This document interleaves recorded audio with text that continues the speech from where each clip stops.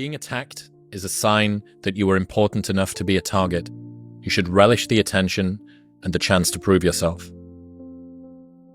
Yeah. Well, you want...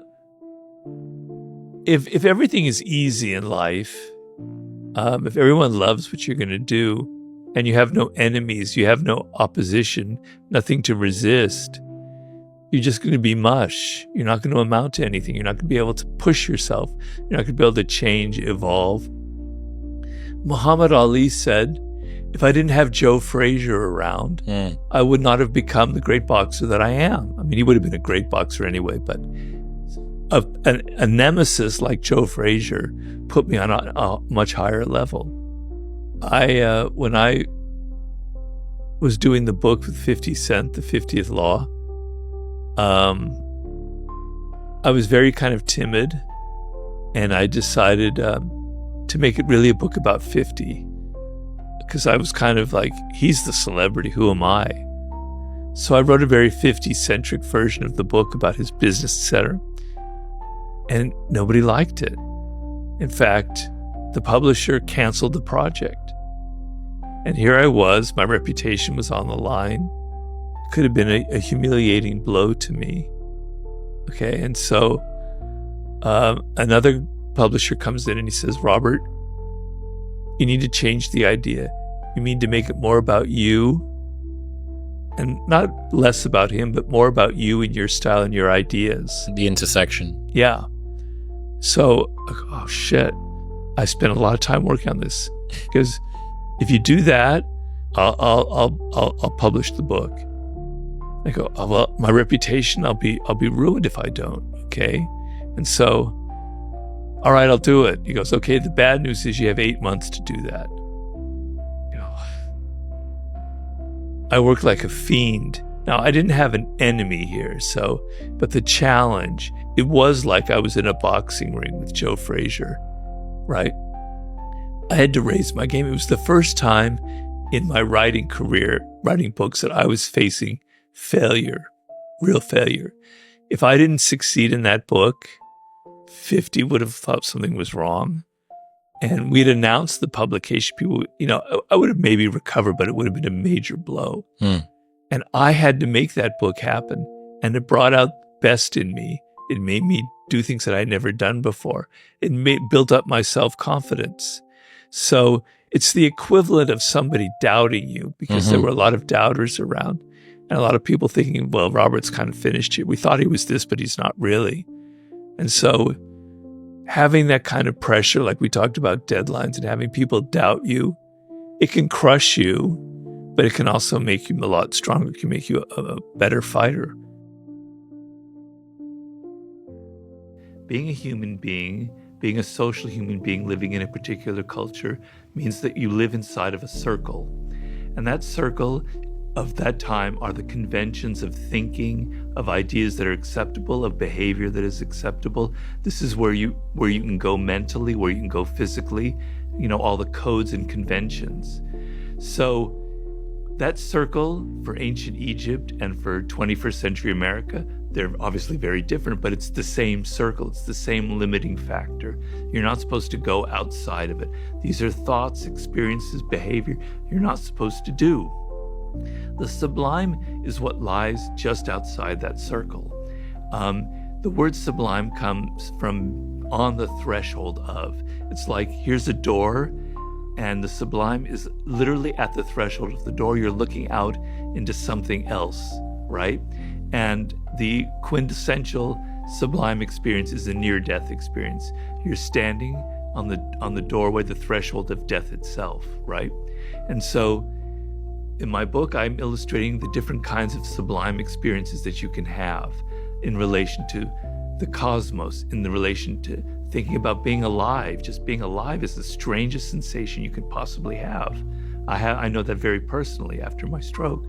I go into a chapter on childhood and how sublime your own childhood was. I go into animals, the relation to animals. I have a chapter about the brain, a chapter about love. I'm working right now on a chapter about history, okay? But what I'm trying to say is the human brain is wired for these experiences, is wired for transcendental experiences that take us out of the narrow little realm that we live in. Because we're aware of our death as the only animal truly conscious of its own mortality, and it frightens the hell out of us. And the idea that we can see something larger than just the banal parts of our life is a doorway that allows us to kind of transcend the moment, to feel connected to something larger, to feel connected to some power in the cosmos, to evolution itself, right? And so we're wired for that. And I'm writing a chapter now about 40,000 years ago at the moment where I think the sublime was born. Is a story that I'm trying to illustrate right now with our upper Paleolithic ancestors. So it's deep inside of us. We need it. We have to have it. In the 21st century, we have very few avenues for it, any real avenues. Religion used to be the main kind of way of accessing this. And so, because it's so deep, we reach for false forms of the sublime that give us the sense that we're transcending, but it's not at all, because sublime has to come from within.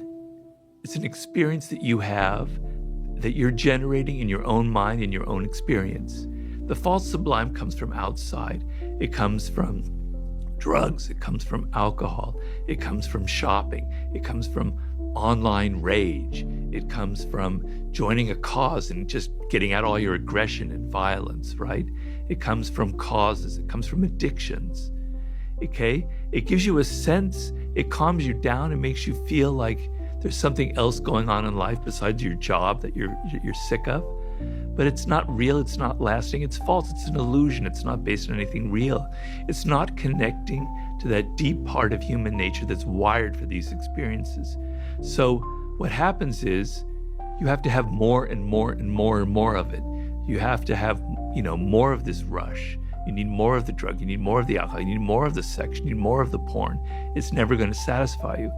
But the real sublime, you don't have that feeling. It's transformative. Once you feel it, it lasts for you for the rest of your life. It's what Maslow again called a peak experience. So that's the difference between the false and the real sublime. Now today I'm going to be taking all of you inside my latest book, The Laws of Human Nature, because I believe it has the potential to change your life, to actually change how you look at the world. But I want to begin by telling you a story that I relate in this book. And the story concerns a man named John Blunt, a prominent English businessman in the early 18th century. Now, Mr. Blunt was a leading director of an enterprise called the South Sea Company. And basically, at this time, the English government had massive debts, more than any other country in history, from financing all the wars they had been fighting. It's basically valued at around 31 million pounds, which was enormous. And the South Sea Company basically managed this debt in exchange for having a monopoly on all trade in South America. But John Blunt, he came from the lower classes, and he was an extremely ambitious man. His motto in life was think big. And so in 1719, he came up with an idea for a business idea that was worthy of this motto and that would earn him everlasting fame. The idea was that the South Sea Company would completely take over this $31 million. They would pay the government some money for that right. And what they would do is they would take this money and they would privatize it, and they would turn it into a commodity. And they would share shares of this debt to the public. 100 pounds equaling one share in the South Sea Company. And the idea was that if they turned a nice profit, they would be able to pay down the English enormous debts. They would be able to make a nice profit for themselves, and they would take some of that money and pay very nice dividends to people who invested in it. So it seemed like a win-win. How could this lose? And so they initiated this in about May of 1719, and it took off. People didn't really understand it, but they thought it was an amazing idea. It was their patriotic duty to invest in this. And quickly the share prices rose, within a month to 200 pounds a share, within 2 months to 300 pounds a share. The King of England, King George I, plopped down 100,000 pounds of his own money into the scheme. People were going crazy. Servants and maids were taking their life savings and investing it and cashing out and making a fortune.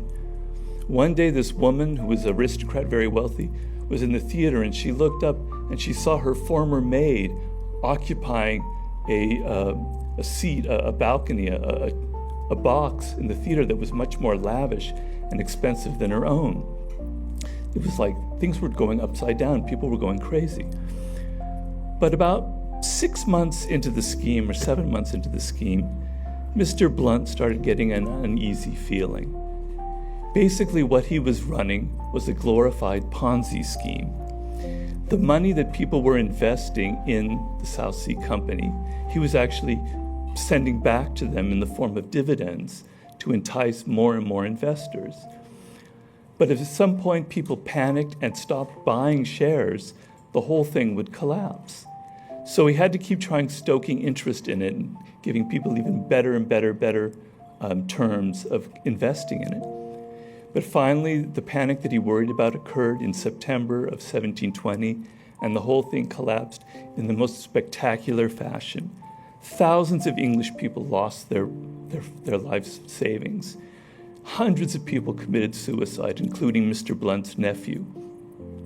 It's estimated that it took the English government over a century to recover from this debacle. And this was the everlasting fame that, ironically, John Blunt earned as the initiator of the infamous South Sea bubble.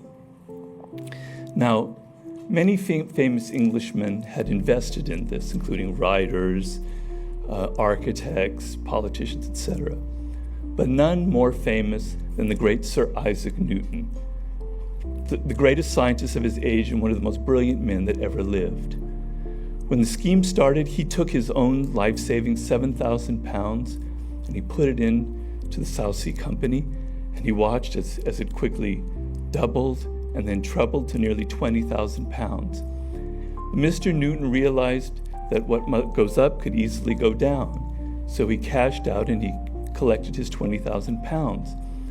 But in August of 1720, as Blunt was giving out these incredibly favorable terms, and Isaac Newton saw that other people had made much more money than his £20,000, he decided he was going to take that money and reinvest all of it in the South Sea Company.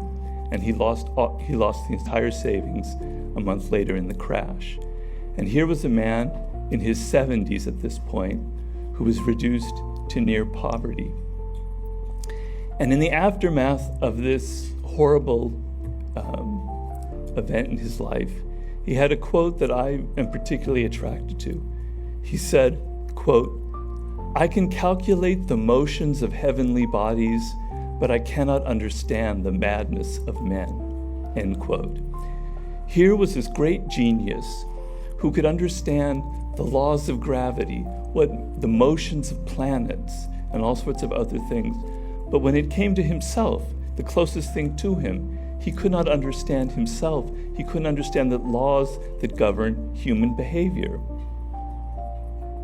So now, come like some 300 years later, more to the present time, and Robert Greene, I'm working as a consultant to many powerful people in all sorts of enterprises, athletes, hip-hop artists, politicians, business people. And they're coming to me, particularly after I wrote the 48 Laws of Power, with their own problems. And these problems basically revolved around the fact that they couldn't control the people that they were dealing with. They didn't know how to handle them.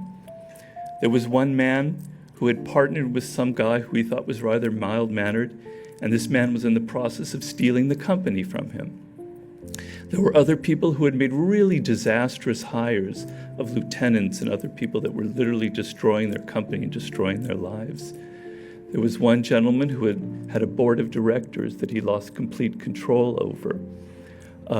There was another person who had started this product line that he was certain was going to succeed, and then it failed miserably, and he blamed all of his associates for not knowing how to execute these plans.